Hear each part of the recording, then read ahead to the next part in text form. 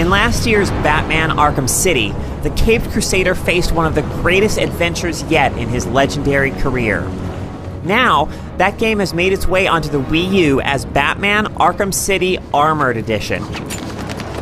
This version is comparable to prior console releases, and the new touches added here don't contribute much to the experience, so there's no reason to buy this version if you have access to others. However, the Wii U version is still an excellent game, one that's absolutely worth playing if you haven't yet stepped into the Batsuit and explored the open-air super prison of Arkham City.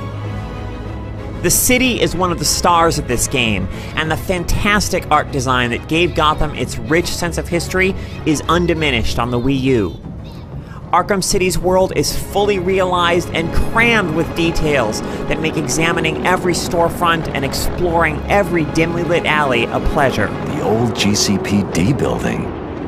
Freeze must be using one of the old forensic And the labs. combat, which requires good timing to chain together attacks and counter enemy strikes, is immensely satisfying. The story has you swapping between Batman and Catwoman in a gripping adventure that makes fantastic use of many villains from Batman's Rogues Gallery.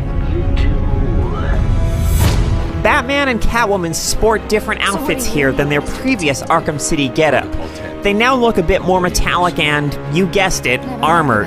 That's not what I wanted to hear. It's good to see Catwoman wearing something a little more practical, but Batman's armored suit makes him look more like an action figure than he did in the original design. I've looked over Oracle's simulated stress tests for this new Battle Armored Tech suit. These suits come equipped with Battle Armored Tech Mode, or BAT. Very subtle there, Bruce. Then release it on command. Do be mindful when using this BAT mode, Master Bruce. BAT is a pointless new feature. As you fight enemies, your suit stores up kinetic energy, and once it's full, you can trigger BAT, which makes your blows do double damage and activates a visual filter that highlights enemy positions.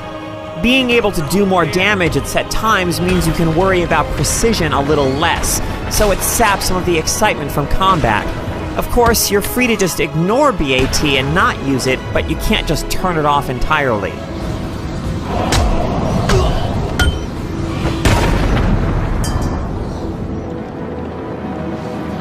Sonar is a similarly silly addition. It lets you see enemy positions on your gamepad, and also automatically adds the locations of nearby Riddler trophies to your map.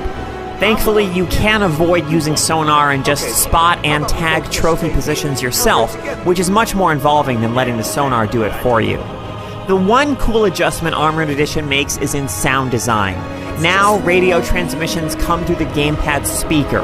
It's not much, but it's a neat little touch.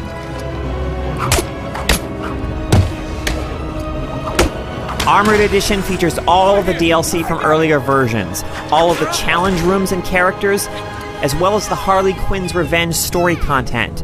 The new features are tacked on and inconsequential, but the core Arkham City experience is still one of the very best action adventures of recent years.